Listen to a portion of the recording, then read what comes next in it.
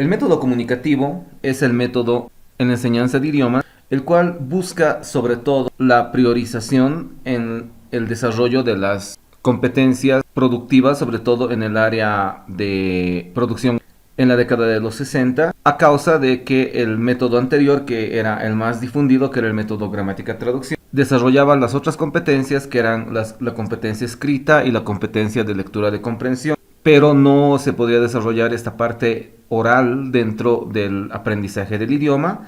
Es así que en la década de los 60 este método comunicativo, que sí funcionaba de gran manera en esto del desarrollo de la producción oral, comenzó a evolucionar, y a partir de eso se fueron creando otros métodos que evolucionaron a partir de la teoría del método comunicativo en sí. A partir de eso, el mismo método comunicativo comenzó a evolucionar de diferente manera, sobre todo porque este comenzó a priorizar la interacción en el uso funcional del idioma.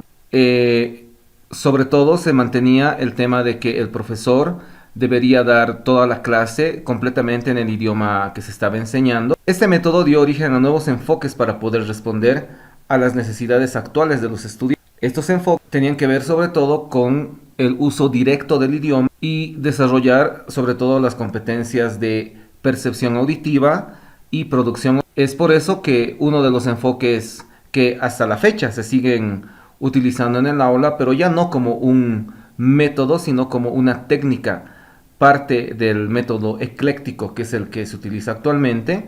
Vamos a tener el enfoque por tareas, que es un enfoque el cual se basa en el uso de tareas significativas, el cual refleja situaciones reales para resolver problemas o complementar proyectos. Este tipo de enfoque trabaja sobre todo en el desarrollo de proyectos en el cual el estudiante se enfoca ya no tanto en el idioma como tal, sino se enfoca en resolver un problema dentro de un proyecto y utiliza el idioma de manera más práctica, y esto va a hacer que de alguna manera el estudiante pueda desarrollar estas competencias, sobre todo de producción oral, pero al mismo tiempo también de producción escrita. Este enfoque va a tener las características fundamentales, que va a tener sobre todo tres fases. La comunicación va a ser netamente auténtica como objetivo, y la clase va a estar diseñada en tener una pretarea, o sea, la preparación del proyecto con el cual se va a trabajar. Luego se va a ejecutar el proyecto ya preparado, y al final se va a hacer una evaluación, tanto por parte de los estudiantes, que se llama coevaluación, como por parte del docente, haciendo algo de evaluación sumativa por un lado, y también realizando una evaluación también formativa a través del proceso de la realización del proyecto como tal, o la resolución de un problema determinado. También en este enfoque vamos a tener hoy en día el uso de lo que se llama la enseñanza a partir de retos, que va a ir enfocado también en la resolución de problemas, y también utilizando el tema de los proyectos. También este aprendizaje basado en proyectos va a estar basado en tener un producto al final de todo el proceso de enseñanza-aprendizaje, el cual puede ser una presentación, puede ser un video, puede ser incluso en ámbitos más avanzados, una obra de teatro, una presentación a partir de títeres, etcétera. Se puede enfocar en varios ámbitos dentro de la enseñanza de idioma. Una de sus características principales va a ser que fomente el trabajo en equipo, la creatividad y la autonomía. El idioma se aprende trabajando en el proyecto. La relación con el método comunicativo es que va a integrar proyectos colaborativos para un uso más auténtico y complejo del idioma, lo que va a llevar obviamente al uso real del idioma en un contexto real, dándole al estudiante la oportunidad de poder adquirir el idioma. Tenemos también otro enfoque, que es el enfoque léxico, en el cual, a diferencia del método gramática-traducción, en donde se enseñaba todo en base a gramática, a fórmulas, en este método comunicativo el enfoque léxico se va a basar en aprender a partir de chunks, que no es otra cosa el ya no enseñar directamente palabras sueltas, sino se van a enseñar frases ya creadas propias de la cultura del idioma el cual se está enseñando, en vez de utilizar estructuras gramaticales. Esto va a hacer que el estudiante aprenda gramática, pero no de una manera explícita, sino de una manera más implícita a partir de estos chunks, que es lo que se va a utilizar en este método. Principalmente va a priorizar el vocabulario sobre la gramática. Un ejemplo puede ser aprender en inglés "Would you mind if". Ese es el chunk directamente como una unidad completa. La relación con el método comunicativo tiene que ver con que va a mejorar la precisión al enfocarse en expresiones usadas por los hablantes nativos. Eso va a conectar mucho con la cultura del idioma y va a hacer de alguna manera que el estudiante se conecte más con el idioma objeto que va a ir aprendiendo. También tenemos el aprendizaje integrado de contenidos y lenguas. Este combina la enseñanza del idioma con contenidos de otras materias, como ser historia, ciencia, matemáticas, física, química. En esta parte, en lo que el profesor se enfoca más, ya no es en el idioma, sino en la enseñanza del contenido, en donde el estudiante va a aprender el idioma, pero aprendiendo cosas de conocimiento general o de lo que ellos están aprendiendo. Este método o este enfoque se utiliza más en el área de ESP, que es la enseñanza del inglés como propuesta específica. Es muy útil en esa parte. Y en cursos de enseñanza de inglés, por ejemplo, que lo que se llama el inglés como lengua extranjera o en inglés como segunda lengua, este enfoque se utiliza con los niveles avanzados para que ellos puedan tener un mejor dominio del idioma en relación a los contenidos que se están aprendiendo. Una de sus características principales es que el idioma es el medio para aprender una materia en específico. Un ejemplo es una clase de biología impartida netamente en inglés. La relación con el método comunicativo es que usa contextos auténticos, integrando objetivos lingüísticos y de contenido. El enfoque intercultural. Este enfoque promueve competencias interculturales en el aprendizaje del idioma. Este método se va a enfocar mucho en esta parte intercultural, desarrollando mucho la inteligencia intercultural en los estudiantes. Se va a enfocar mucho en la cultura, en valores, en normas, en costumbres, y va a fomentar la sensibilidad intercultural. Su relación con el método comunicativo es que va a ser muy amplia la interacción para incluir aspectos culturales, lo cual también va a llevar a los estudiantes a poder desarrollar de alguna manera, a poder complementar su adquisición del idioma con aspectos culturales del mismo. Pues recuerden que cuando aprendemos un idioma es necesario conocer de la cultura del idioma el cual estamos aprendiendo. También tenemos otro enfoque que es el aprendizaje integrado de contenidos y lenguas, el cual combina la enseñanza del idioma con contenidos de otras materias, que era lo que habíamos dicho anteriormente. En conclusión, el método comunicativo rompió con los métodos tradicionales al priorizar la interacción y el uso del idioma de manera funcional, y eso ha hecho que la mayoría de los estudiantes que han aprendido a partir de este método, al terminar el proceso de enseñanza-aprendizaje, logran tener un muy buen dominio de la parte de la producción oral, también de la percepción auditiva, también de lectura de comprensión y también en la parte escrita. Obviamente, cuando la parte de lectura de comprensión y la parte escrita se lo enfoca desde una perspectiva también comunicativa. El problema una de las desventajas es que a veces los profesores, cuando utilizan el método comunicativo, solamente se enfocan en la producción oral y en la percepción auditiva y no se enfocan tanto en la parte de lectura de comprensión y en la parte escrita del idioma. Sin embargo, en esta parte sí nos deberíamos enfocar, pero desde una perspectiva comunicativa, o sea, tratando de hacer que el estudiante utilice esto desde un contexto netamente comunicativo y global, a partir de el uso y la conexión de esta parte escrita y de la parte, digamos, de lectura de comprensión, con aspectos culturales, con aspectos relacionados al mismo aprendizaje del idioma como tal. Es así que el método comunicativo, que tiene gran parte de esas características mencionadas anteriormente, en un punto de la historia de estos métodos del aprendizaje, eh, digamos que va a seguir teniendo todavía algunas falencias y se van a hacer más estudios para poder complementarlo más. Y es así que se van a ir desarrollando varios otros métodos en la década de los 70, década de los 80. Un método muy, muy interesante, importante, que se ha desarrollado es, por ejemplo, a partir de todo esto, de los principios del método comunicativo, es el método sayestopédico o aprendizaje sin barreras, el cual nace a partir de que los profesores y los científicos se dieron cuenta que el método comunicativo provocaba mucha ansiedad en los estudiantes al momento de producir el idioma, sobre todo en la parte oral, que a la larga es lo que más se quiere en un idioma. O sea, que alguien pueda hablar un idioma es el objetivo fundamental en la mayoría de los casos cuando uno aprende cualquier idioma. Y es por eso que este método se basa en esta parte sayestopédica, que quiere decir en el tema de utilizar técnicas de relajación para, digamos, hacer que el estudiante aprenda.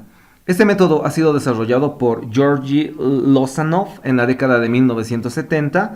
Se basa en eliminar barreras psicológicas como el miedo al fracaso y la ansiedad, porque se dieron cuenta que los estudiantes cuando están ansiosos a partir de este miedo al fracaso y ansiedad de cualquier tipo, eh, bloquean su aprendizaje y es ahí cuando van a tener problemas de aprendizaje y no van a poder adquirir el idioma como tiene que ser. La propuesta clave de este método es que los estudiantes aprenden más rápido en un ambiente relajado. Este método fue desarrollado principalmente por Georgi Lozanov y un grupo de psicólogos que se enfocaron en estudiar cómo la relajación podía ayudar a bajar estos niveles de ansiedad y cuál era el efecto de este en el aprendizaje del idioma. Sus principales características son que la relajación y reducción del estrés, el uso de música y técnicas de relajación. Se utilizaba música barroca sincronizada con los latidos del corazón entre 60 y 70 pulsaciones por minuto. Se priorizaba en el superaprendizaje, o sea, eliminar las barreras mentales para así potenciar al máximo el aprendizaje del estudiante. El rol del maestro era principalmente de guía motivadora y positiva. El aprendizaje por su gestión se basaba en refuerzos positivos y confianza, la dramatización y juegos, diálogos y roles prácticos, el ambiente multisensorial y el uso de estímulos visuales y auditivos. En este método, el aula, por ejemplo, que utilizaban para este método, estaba completamente ambientado para que el estudiante se relaje a partir de estas técnicas ya mencionadas. Y era muy interesante desde esa perspectiva. Es interesante que hoy en día se utilizan técnicas basadas en este método, porque sí, en el aula se sabe que cuando los estudiantes están completamente relajados, su aprendizaje es más significativo que cuando están estresados. Las etapas del método sayestopédico son principalmente tener una presentación, o sea, introducción en un ambiente relajado. La sesión activa trabaja sobre todo en base a dramatizaciones, juegos y lectura, creando un aprendizaje significativo. La sesión es pasiva porque se basa en escucha relajada, con música. Se trata de combinar esto de la música barroca, normalmente música que no tiene letra, sino netamente instrumental, muy relajada, para que el estudiante vaya desactivando sus filtros afectivos. Y sobre todo tratando de que el contenido sea muy interactivo en base a lo que se vaya enseñando. Las ventajas de este método son que se tiene normalmente un ambiente libre de ansiedad, se fomenta la creatividad y la participación, se combina el aprendizaje consciente y subconsciente. Sus desventajas son que es difícil implementar en entornos tradicionales porque no todas las aulas tienen, digamos, los equipos para poder tener ese tema de la música, El profesor tiene que saber algo sobre técnicas de relajación, etcétera.